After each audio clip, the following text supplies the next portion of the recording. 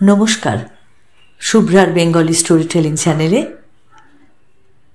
আজকের গল্প প্রেমচাঁদ মুন্সির লেখা। গল্পের নাম হিংসা পরম ধর্ম। পৃথিবীতে এমন কিছু লোক থাকে যারা কারো চাকর না হয়েও সকলের চাকর, যারা নিজেদের কোনো কাজ না থাকা সত্ত্বেও মাথা তোলবার ফুরসত পায় না। জামিদ ছিল এই ধরনের মানুষ, একেবারে চিন্তা ভাবনাহীন। কারুর সঙ্গে বন্ধুত্ব নেই, কারুর সঙ্গে শত্রুতা নেই। কেউ একটু হেসে কথা বললেই সে তার বিনা পয়সার চাকর হয়ে যেত। অকাজের কাজ করতে সে খুব আনন্দ পেত। গ্রামে কেউ অসুস্থ হয়ে পড়লে সে হাজির থাকত রোগীর শুশ্রূষার জন্য। কেউ বললে মাঝরাতে তার বাড়ি চলে যেত। কারোর জন্য জড়িবুটি খুঁজতে সে দুনিয়া চষে ফেলত। কোনো গরিবের অত্যাচার হবে আর সে দাঁড়িয়ে দেখবে, এ তার কাছে ছিল অসম্ভব ব্যাপার। তাকে যদি কেউ মেরেও ফেলে তবু অত্যাচারীদের পক্ষ নিতে সে কখনো পেছপা হতো না। এরকম অজস্র সুযোগও তার জুটেছিল। প্রায় প্রতিদিনই পুলিশের সঙ্গে তার ঝঞ্ঝাট লেগেই থাকত। এসব কারণে লোকে তাকে ছিটিয়ালো বলতো। সত্যি সে তাই ছিল। যে লোক অন্যের ভারী বোঝা দেখে সেই বোঝা টেনে নিয়ে নিজের মাথায় চাপায়, অন্যের ঘর বাঁধবার কিংবা আগুন নেভাবার জন্য মাইলের পর মাইল ছুটে যায়, তাকে কে আর বুদ্ধিমান বলবে? মোট কথা, এই ধরনের লোকের দ্বারা অন্যের যত উপকারই হোক না কেন, তার নিজের কোনো উপকার কিন্তু হতো না। এমনকি নিজের পেট চালাবার জন্য তাকে অন্যের ওপর নির্ভর করতে হতো। জামিদ ছিল একটা পুরোপুরি খ্যাপাটে, তবে তার জন্য মাথা ব্যথা ছিল কিন্তু অন্যদের। শেষ পর্যন্ত সবাই তাকে ধিক্কার দিতে লাগলো।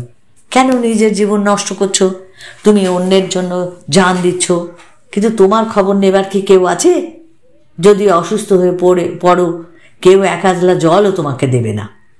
এখনো অন্যের সেবা করে বেড়াচ্ছ, তাই লোকে তোমাকে দয়া করে খেতে দিচ্ছে, কিন্তু তোমার দুঃসময়ে সবাই তখন মুখ ঘুরিয়ে চলে যাবে। এসব কথা শুনে জামিদের চোখ খুলল। জিনিসপত্র তো কিছুই ছিল না।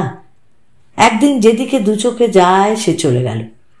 দুদিন পরে সে একটা শহরে এসে পৌঁছল।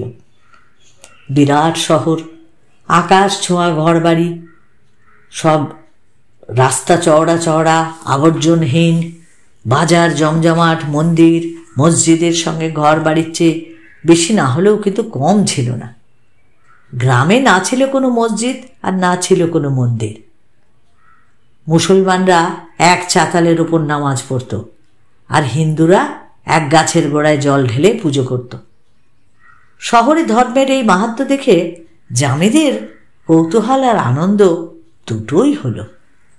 তার চোখে ধর্মের যে মর্যাদা ছিল, অন্য কোনো সাংসারিক বস্তুর তা ছিল না।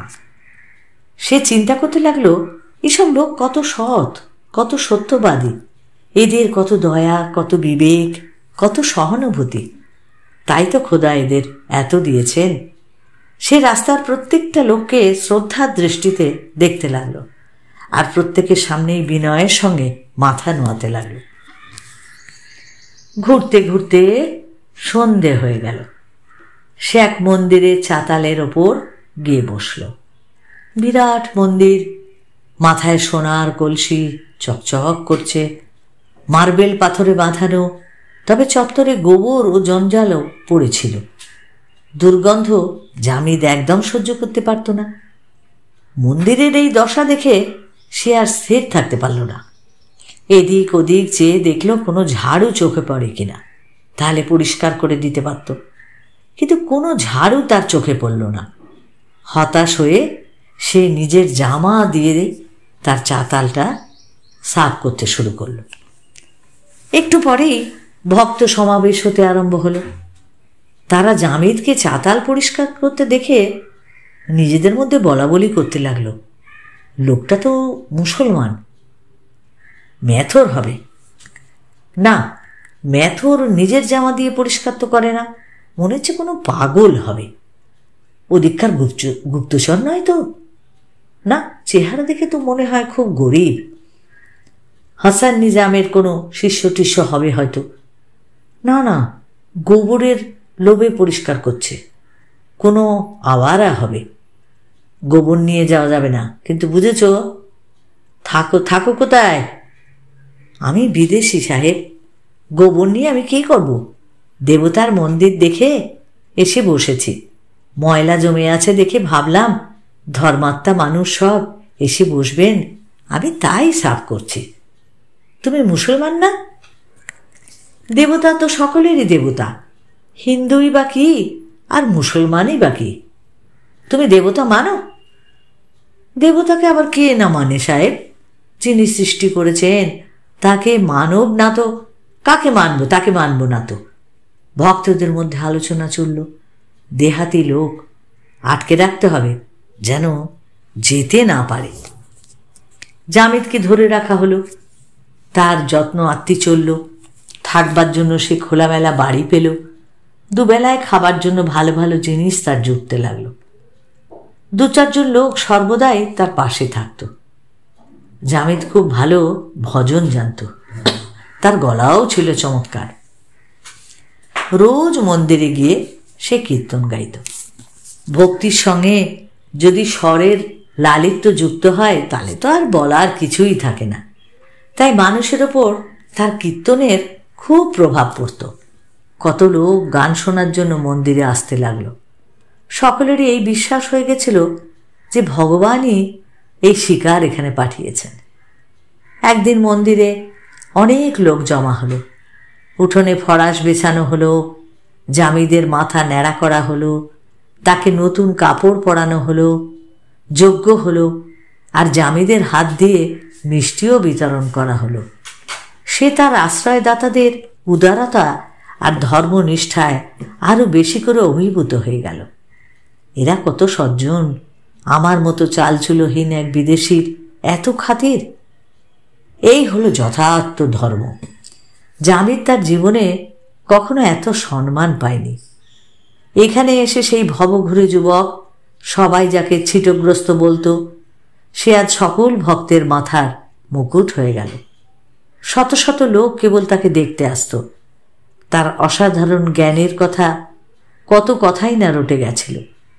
খবরের কাগজে বেরোলো যে এক বড় জ্ঞানী মৌলভী সাহেবের শুদ্ধি হয়েছে। সহজ সরল জামিদ এই সম্মানের রহস্য সে ঠিক কিছু বুঝতে পারত না।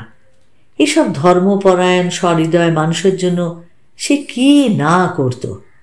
প্রতিদিন সে পুজো করত, ভজন গাইত। তার কাছে এটা কোনো যেন নতুন ব্যাপারই ছিল না।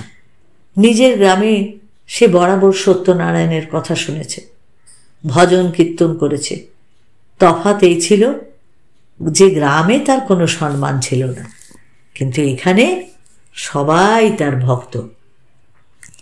একদিন জামিদ কয়েকজন ভক্তের সঙ্গে বসে পুরাণ পাঠ করছে।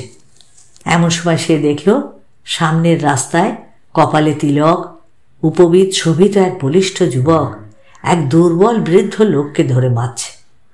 বৃদ্ধ খুব কাঁদছে, কাকুতি মিনতি করছে আর পায়ে পড়ে বলছে, মহারাজ আমার অপরাধ ক্ষমা করুন। কিন্তু সেই তিলকধারী যুবক তার উপর বিন্দু মাত্রও দয়া দেখাচ্ছে না। জামিদের মাথায় তো রক্ত চড়ে গেল। ওই দৃশ্য দেখে সে তো আর স্থির হয়ে বসে থাকতে পারল না। সঙ্গে সঙ্গে সে লাফিয়ে বাইরে এসে যুবকের সামনে গিয়ে বলল, আরে বুড়োকে মারছো কেন ভাই? এর ওপর কি তোমার একটুও দয়া হচ্ছে না? যুবক বলল, আমি মেরে মেরে এর হাড় একেবারে গুঁড়ো করে দেব। জামিদ বলল, কেন? এই কি অন্যায় করেছে বলো তো শুনি। যুবক বলল, এর মুরগি আমার ঘরে ঢুকে সারা ঘর নোংরা করে দিয়েছে। জামিদ বলল, তা এ কি মুরগিকে শিখিয়ে দিয়েছিল যে তোমার ঘর নোংরা করে আসবে? বৃদ্ধ, হুজুর আমি তো সবসময় মুরগিকে খাঁচায় বন্ধ করে রাখি, আজ ভুল হয়ে গেছে, বলছি মহারাজ আমার অপরাধ ক্ষমা করুন। দেখুন তবুও মহারাজ শুনছে না, হুজুর আমাকে মেরে মেরে আধমারা করে দিয়েছে। যুবক বলল, এখনো মারা হয়নি, এইবার মারবো, মাটি খুঁড়ে তোমাকে একদম পুঁতে দেব। জামিদ বলল, মাটি খুঁড়ে পুঁতে রাখবে? ভাই সাহেব তাহলে তুমিও এখানে খাড়া থাকবে না, বুঝেছ? আবার হাত তুললে কিন্তু ভালো হবে না বলে দিচ্ছি।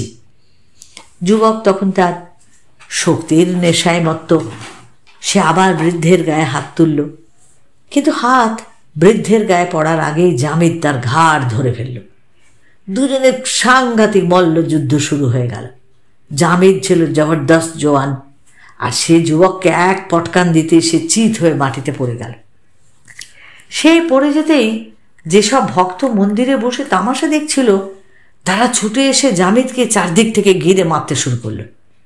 জামিদ বুঝতেই পারছিল না যে লোকে কেন তাকে মারছে। কেউ কিছু বলছেও তো না, কথা নেই বার্তা নেই, যে আসছে তার উপর হাত চালাচ্ছে। শেষ পর্যন্ত সে অচৈতন্য হয়ে মাটিতে পড়ে গেল। তখন লোকেরা নিজেদের মধ্যে বলা বলি করতে শুরু করলো, আমাদের ধোঁকা দিয়েছে, ধ্যাত যাতে মিলেছ তার কাছ থেকে ভালো আর কি আশা করা যায়। কাক তো কাকের সঙ্গেই মিলবে, নিজ যে সে নিজ কাজই তো করবে। একে তো কেউ পাত্তাই দিত না, মন্দিরে ঝাঁট দিত, গায়ে জামা পর্যন্ত ছিল না। আমরা একে সম্মান দিয়েছিলাম, পশু থেকে মানুষের পর্যায়ে তুলেছিলাম, তবু আমাদের হতে পারল না। এদের ধর্মের মূল কথাই তো এই। জামিদ সারাটা রাত রাস্তার পাশে পড়ে যন্ত্রণায় কাতরাল। মার খাবার জন্য তার দুঃখ হলো না, কারণ এরকম যন্ত্রণা সে অনেকবার ভোগ করেছে। তার দুঃখ হলো এই কথা ভেবে, এরা কেন একদিন আমায় এত সম্মান দিয়েছিল, আর আজকে কেনই বা আমার অকারণে আমার এই দুর্গতি করল। এদের সেই ভদ্রতা আজ কোথায় গেল? আমি তো যা ছিলাম তাই আছি, আমি তো কোনো অন্যায় করিনি। সকলের এরকম অবস্থা, যা করা উচিত আমি তো শুধু সেটাই করেছি, তাহলে কেন এরা আমার উপর এই অত্যাচার করল? দেবতারা কেন রাক্ষস হয়ে গেল? সারা রাত এসবই চিন্তা করতে লাগলো। সকালে উঠে যেদিকে দুচোখ যায় সেদিকে রওনা দিল। জামিদ কিছু দূর যেতেই এক বৃদ্ধের সঙ্গে তার দেখা হলো। তাকে দেখেই বৃদ্ধ বলল, খোদার কসম, তুমি কাল আমার প্রাণ রক্ষা করেছ। শুনেছি শয়তানরা তোমাকে খুব মেরেছে, আমি তো সুযোগ পেয়েই পালিয়েছিলাম। এতক্ষণ কোথায় ছিলে? এখানকার লোকেরা কাল রাত থেকেই তোমার সঙ্গে দেখা করার জন্য অস্থির হয়ে পড়েছে। কাজী সাহেব রাত্রেই তোমার খোঁজে বেরিয়েছিলেন, কিন্তু তোমাকে পাওয়া গেল না। কাল আমরা দুজনেই একা পড়ে গেছিলাম। দুশ্মনেরা আমাদেরকে মেরেছে। নামাজের সময় ছিল, কাজেই সকলেই ছিল মসজিদে। যদি কোনো রকমে একটু খবর পৌঁছে যেত তাহলে হাজারো লাঠি এসে হাজির হতো। তখন কত ধানে কত চাল বোঝা যেত। খোদার কসম, আজ থেকে আমি 3 কুড়ি মুরগি রেখেছি, দেখি পণ্ডিতজি মহারাজ এখন কি করে। কাজী সাহেব বলেছেন, এখন ওই ছোকরা যদি আবার চোখ রাঙায় তবে তুমি খালি এসে একটু বলবে, হয় তাকে বাড়ি ছেড়ে পালাতে হবে, নয়তো হাড় গুঁড়ো করে দেয়া হবে। সেই বৃদ্ধ জামিদকে নিয়ে কাজী জরবার হোসেনের বাড়ি গেল। কাজী সাহেব অজু করছিলেন। জামিদকে দেখেই দৌড়ে এসে তাকে বুকে জড়িয়ে ধরে বললেন, হা আল্লাহ, তোমারই পথ চেয়ে রয়েছে। তুমি একাই এতগুলো কাফেরের মোকাবিলা করেছ, হবে নাই বা কেন? তোমার মধ্যে মমিনের রক্ত রয়েছে না? কাফেরদের এত সাহস কোথায়? শুনলাম সবাই নাকি তোমার শুদ্ধির জন্য তৈরি হয়েছিল, আর তুমি ওদের সমস্ত ব্যাপারটাকেই ভেস্তে দিয়েছ। ইসলামে এরকম সেবকেরই তো প্রয়োজন। তোমার মতো ধর্মপ্রাণ লোকেরাই ইসলামের নাম উজ্জ্বল রেখেছে। একটা ভুল তুমি করেছিলে, 1 মাস সবুর করতে পারোনি। শাদী হয়ে যেতে দিলে মজা জমতো, এক সুন্দরী রমণী, সঙ্গে সম্পত্তি মফত। ইয়া আল্লাহ, তুমি বড় তাড়াতাড়ি করে ফেললে। সারাদিন ভক্তের ভিড় লেগে রইল। জামিদকে এক নজর দেখবার জন্য সবাই ব্যস্ত। সবাই তার সাহস, শক্তি আর ধর্মোত্তেজের প্রশংসা করতে লাগল।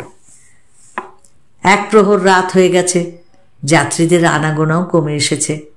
জামিদ কাজী সাহেবের কাছে ধর্মগ্রন্থ পড়তে শুরু করেছিল।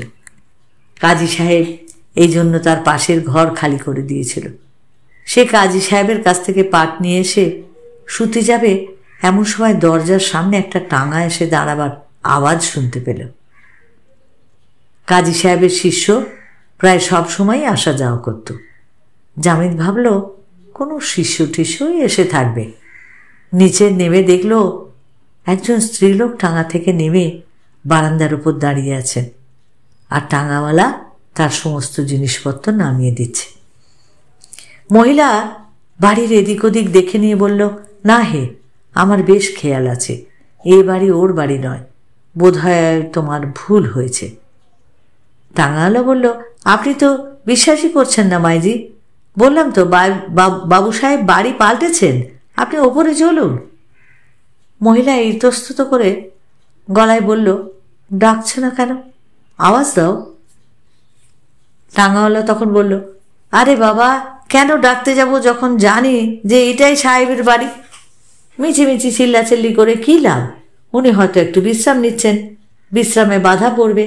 আপনি নিশ্চিন্ত থাকুন, চলুন ওপরে চলুন। মহিলা ওপরে উঠতে লাগলো। পেছনে পেছনে টাঙাওয়ালা মালপত্র নিয়ে চলল। জামিদ চুপচাপ নিচে দাঁড়িয়ে থাকল। এই রহস্য সে ঠিক বুঝতে পারল না। টাঙাওয়ালার আওয়াজ শুনতে পেয়েই কাজী সাহেব ছাদের ধারে এলেন এবং একজন মহিলার সঙ্গে দেখে ঘরের সব জানলা বন্ধ করে দেওয়ালের একটা ঝুলন্ত তলোয়ার পেড়ে নিয়ে দরজায় এসে দাঁড়ালেন। মহিলা সিঁড়ি ভেঙে দোতলায় পা রেখেই কাজী সাহেবকে দেখে দ্বিধায় পড়লেন। তাড়াতাড়ি পেছন ফেরার উপক্রম করতে কাজী সাহেব লাফ দিয়ে এসে তার হাত ধরে টেনে তাকে ঘরে নিয়ে গেলেন। এরই মধ্যে জামিদ ও টাঙাওয়ালা দুজনেই ওপরে উঠে এসেছে। জামিদ এই দৃশ্য দেখে অবাক হয়ে গেল। রহস্য তার আরো ঘনীভূত হয়ে উঠল। টাঙাওয়ালার সঙ্গে সেও কাজী সাহেবের ঘরে গিয়ে ঢুকল। কাজী সাহেব মহিলার দু হাত ধরে রেখেছিল। টাঙাওয়ালা দরজাটা বন্ধ করে দিল। মহিলা টাঙাওয়ালাকে জ্বলন্ত চোখে দেখে নিয়ে বলল, তুই আমাকে এখানে কেন নিয়ে এসেছিস? কাজী সাহেব তলোয়ার ঘুরিয়ে বলল, আগে সুস্থির হয়ে বসো, সবই জানতে পারবে। মহিলা বলল, তোমাকে দেখে তো কোনো মৌলবী বলে মনে হচ্ছে, তা তুমি কি খোদার কাছ থেকে এই শিক্ষা পেয়েছ যে পরস্ত্রীকে জবরদস্তি করে ঘরে বন্ধ করে তার ইজ্জত নষ্ট করতে হবে? কাজী বলল, হ্যাঁ, খোদার এই আদেশ যেভাবেই হোক কাফেরদের ইসলামের পথে নিয়ে আসতে হবে, যদি আপোষে না হয় তবে জবরদস্তি করে। মহিলা বলল, যদি তোমার স্ত্রী বা কন্যার ইজ্জত এরকম করে কেউ নষ্ট করে তাহলে? কাজী বললেন, করছেই তো, তোমরা আমাদের সঙ্গে যেরকম ব্যবহার করবে আমরাও তোমাদের সঙ্গে এইরকম ব্যবহার করব। আর আমি তো তোমার ইজ্জত নষ্ট করছি না, শুধুমাত্র তোমাকে আমার ধর্মে গ্রহণ করছি। ইসলাম ধর্ম গ্রহণ করলে ইজ্জত বাড়ে, নষ্ট হয় না। হিন্দু জাতি তো আমাদের শেষ করে দেবে বলেই প্রতিজ্ঞা নিয়েছে। ওরা এই মুলুক থেকে আমাদের মুছে ফেলতে চাইছে। ধোঁকা দিয়ে, লোভ দেখিয়ে, জবরদস্তি করে মুসলমানের ধর্ম নষ্ট করছে। মুসলমানরা কি বসে বসে খালি দেখবে? মহিলা বলল, হিন্দুরা কখনো এরকম অত্যাচার করতে পারে না। হতে পারে তোমাদের শয়তানিতে অধৈর্য হয়ে নিচু শ্রেণীর লোক বদলা নিতে শুরু করেছে, তবে এখনো কোনো খাঁটি হিন্দু এসব পছন্দ করে না। কাজী সাহেব একটু ভেবে বললেন, নিঃসন্দেহে এরকম বদমাইশি প্রথমে কিছু চ্যাংড়া মুসলমানরা করত, তবে যারা ভদ্র তারা এরকম কাজকে খারাপ চোখেই দেখতেন এবং নিজেদের শক্তি দিয়ে সব বাধা দিতে চাইতেন। আমাদের শক্তি কম, তাই বাধ্য হয়ে বাঁচবার জন্য আমাদের ধোঁকার আশ্রয় নিতে হয়। তবে তুমি এত ঘাবড়াচ্ছই বা কেন? এখানে তোমার কোনো কিছুই কষ্ট হবে না। নারীদের অধিকারকে ইসলাম যত মর্যাদা দেয় তেমন আর কোনো ধর্ম দেয় না। আর মুসলমান মরদ তো নিজের স্ত্রীর জন্য জান পর্যন্ত দিয়ে দেয়। আমার এই নওজওয়ান দোস্ত জামিদকে দেখিয়ে বলল, তোমার সামনে দাঁড়িয়ে আছে, এর সঙ্গেই আমি তোমার নিকা দিয়ে দেব, ব্যাস আরামে তুমি জীবন কাটাবে। মহিলা বলল, আমি তোমাকে আর তোমার ধর্মকে আমি ঘেন্না করি, তুমি কুত্তা, এছাড়া তুমি আর কোনো কাজ খুঁজে পাও না। আমি বলছি আমাকে যেতে দাও, নয়তো আমি চেঁচিয়ে পুরো পাড়া মাথায় করব, আর তোমারও মৌলবিগিরি সব বেরিয়ে যাবে। কাজী বলল, তুমি যদি মুখ খোলো তাহলে আর প্রাণে বাঁচবে না, ব্যাস এইটুকু খেয়াল রেখো। মহিলা বলল, ইজ্জত না থাকলে জীবনের কি দাম? তুমি আমার প্রাণ নিতে পারো, কিন্তু আমার ইজ্জত নষ্ট করতে পারবে না। কাজী বলল, কেন মিছিমিছি জেদ করছো? মহিলার দরজাটার কাছে গিয়ে বলল, আমি বলছি আমার দরজাটা খুলে দাও। জামিদ এতক্ষণ চুপচাপ দাঁড়িয়েছিল। যেই মহিলা দরজার কাছে এগোলো আর কাজী সাহেব তার হাত ধরে টানতে লাগলেন, অমনি জামিদ দ্রুত দরজা খুলে দিয়ে কাজী সাহেবকে বলল, একে ছেড়ে দিন। কাজী বলল, কি বকছো? জামিদ বলল, কিছু না, ভালো চান তো একে ছেড়ে দিন। কাজী সাহেব কিন্তু তবু মহিলার হাত ছাড়লেন না। টাঙ্গাওয়ালা আবার তাকে ধরতে এগোলো। সঙ্গে সঙ্গে জামিদ কাজী সাহেবকে এক ধাক্কা মেরে মাটিতে ফেলে দিল আর মহিলার হাত ধরে তাকে ঘর থেকে বাইরে নিয়ে এলো। টাঙ্গাওয়ালা পিছু ধাওয়া করলে জামিদ তাকে এত জোরে ধাক্কা দিল যে সে উবু হয়ে মাটিতে ছিটকে পড়ে গেল। মুহূর্তের মধ্যে সেই মহিলা আর জামিদ রাস্তায় এসে উঠল। জামিদ বলল, আপনার বাড়ি কোন পাড়ায়? মহিলা বলল, আহিয়াগঞ্জে। জামিদ বলল, চলুন আমি আপনাকে পৌঁছে দেব। মহিলা বললেন, এর চেয়ে কি আর কি উপকার হতে পারে? আমি আপনার এই উপকারের কথা কোনো দিন ভুলব না। আজ আপনি আমার মান রক্ষা করেছেন, তাহলে আমার আর উপায় ছিল না। আজ আমি বুঝতে পারলাম ভালো মন্দ সর্বত্রই রয়েছে। আমার স্বামীর নাম পণ্ডিত রাজকুমার। সেই সময় রাস্তা দিয়ে একটা টাঙা আসতে দেখা গেল। জামিদ মহিলাকে তাতে বসিয়ে দিল এবং নিজে যখন বসতে যাবে তখন ওপর থেকে কাজী সাহেব লাঠি ছুঁড়ে মারল আর সেই লাঠি টাঙার ওপর এসে লাগল। জামিদ টাঙায় উঠে বসলে টাঙাও রওনা হলো। আহিয়াগঞ্জে পণ্ডিত রাজকুমারকে খুঁজে বার করতে কোনো অসুবিধা হলো না। জামিদ যেই ডাকলো অমনি তিনি ছুটে এসে স্ত্রীকে দেখে বললেন, তুমি কোথায় গিয়েছিলে ইন্দিরা? আমি তো তোমাকে স্টেশনে কোথাও দেখলাম না।